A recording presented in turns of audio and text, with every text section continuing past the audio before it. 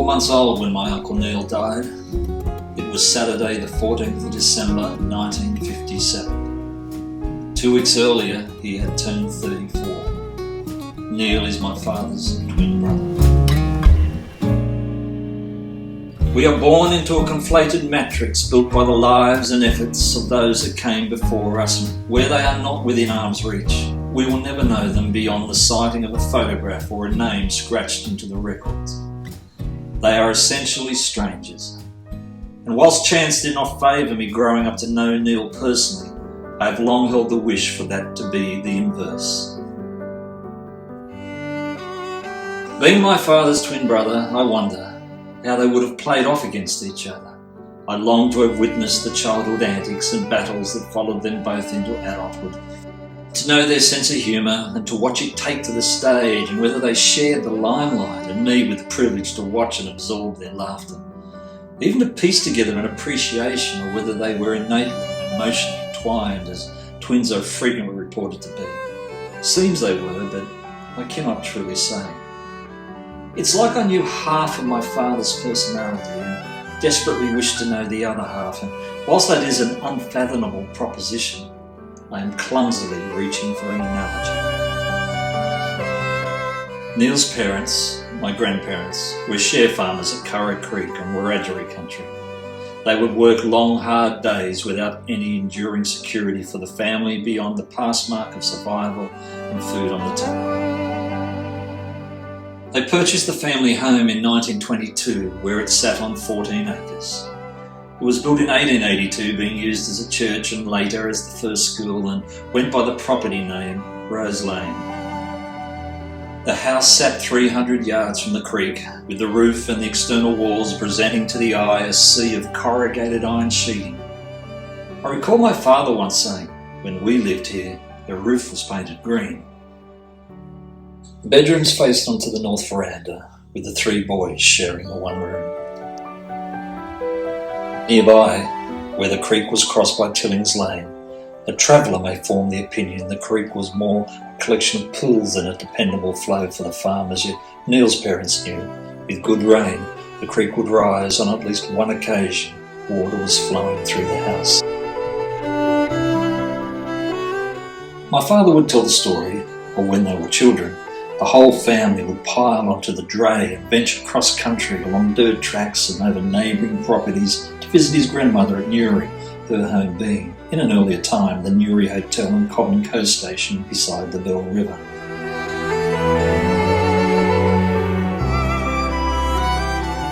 I visited Newry during my childhood, and upon a later time, Neil's uncle was maintaining the family presence running sheep on the 300-acre property. By then, the family had occupied Newry for close on 100 years, and where in the decades that followed, the hewn timber slab Newry Hotel, initially abandoned, fell into decay, then later succumbed to fire, leaving only the chimneys and the windmill to stand aimlessly amid the forsaken and rubble-strewn ground. Curragh Creek boasted a public school, and at roll call the teacher would bellow a surname as many times as necessary to account for all the children bearing that name. Brothers, sisters, cousins. It would seem to go on, and so it was for Neil, his sister and his brothers.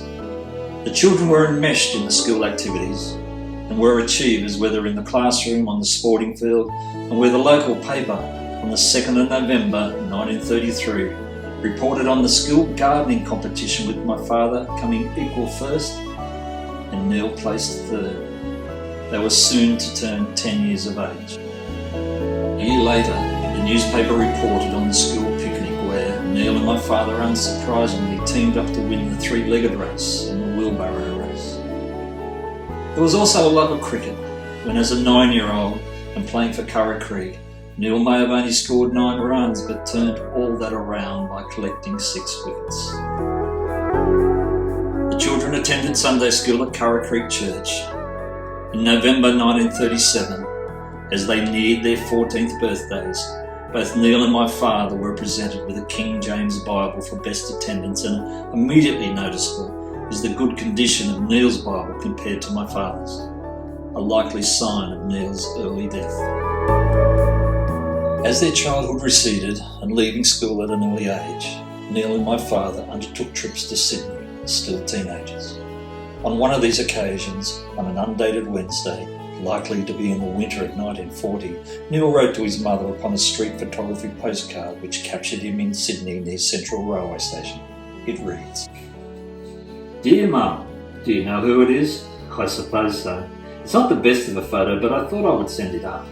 The trousers are not the best, but apart from that, it looks okay. I'm also sending you one of the place where I work. I have not got any word from the railway yet. I suppose you wrote a letter on Thursday and we'll have it sealed up when you receive this. It's been jolly cold down here today. I've not seen the porter back for a week nearly, so I don't know how he is getting on. I have not got a letter from Nancy yet. I worked all day last Saturday and will collect £2.16 this coming Friday. I only got the photo today. It was taken down at the railway. That's about all I have to say, so we'll close. I will send all my snaps. With love from Neil." Both Neil and my father joined the railways.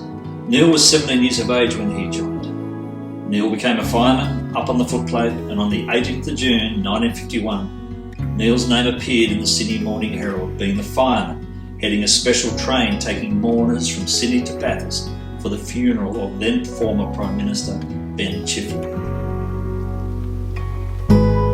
Neil had always possessed the desire to become a locomotive driver, and where in mid-1952 Neil received that appointment, he was living on Stewart Street, Bondi, where he would reside for some years. Shortly before my father's death, I learned that both he and Neil together formally tried to enlist in the Navy after Australia entered World War II, but their applications were denied as they were considered, being railway workers, already doing a job essential to the war effort. Neil's parents had by then sold their property at Curra Creek, having moved into town. What was the day, the place? What was it that eluded Neil to see a doctor, and when was he told he had cancer? I do not know, but thereafter in 1955, he underwent surgery and remained at the Waverley War Memorial Hospital in Sydney's eastern suburbs for 3 months. On the 13th of February 1955, Neil posted a letter card he had written from his bed in the hospital addressed to my father. It reads, "Just a few lines as the space is limited. Received the books okay, thanks. The wound has not healed up yet, still some discharge. I had a bad day yesterday. The penicillin started to react on me. My hands are all swollen up. Taking some dope and they should be better soon. Nita and Keith have been over quite a lot. Very good of them, I think. I told Keith that Sydney and Kendall are the only top gear jobs. He only laughed. Cheerio, love Neil." I recall my father saying that cancer had appeared on Neil's foot and that the surgery and subsequent treatment appeared to have worked. It was reported he made a good recovery. In November 1956, Neil joined a cruise in New Zealand on the SS Oronsay, and on Thursday the 15th wrote a postcard to my father, mailing it in Auckland the following day. It reads, "Having a good time and a good trip. The Tasman is treating us right, a flat sea and clear sky today. Rained all day yesterday. Step ashore at New Zealand tomorrow. Hope we get a fine day. No sign of being seasick, must be a good sailor. Gala dance on board tonight. Closing now, love Neil."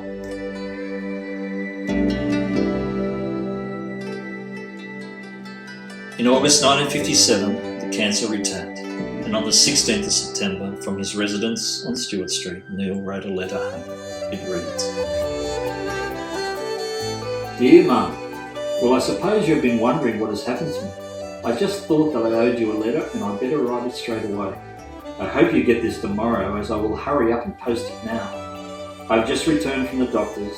The position is my arm has healed up well, but I have some more of these things.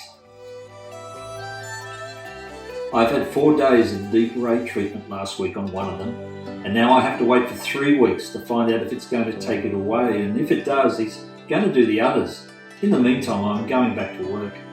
Dr. Corlett seems hopeful that the ray will do some good. I might have to take my holidays if I'm going to have the ray on the others, but Everything will be okay, so don't worry. Keith has just arrived, so I'll take him down for a run while I post this. I suppose Nancy got home all right. I better close now so I can post this. Closing now. Love now. Despite the comforting words Neil had written to his mother, Providence determined otherwise. Neil's condition worsened and he returned home to the care of his parents with dedicated nursing given unselfishly by Neil's close friend Daphne.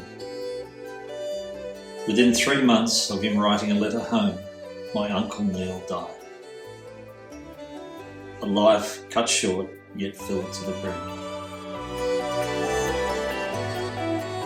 I think of Neil from time to time in the ways I have mentioned, and I miss him, just as if I had known him.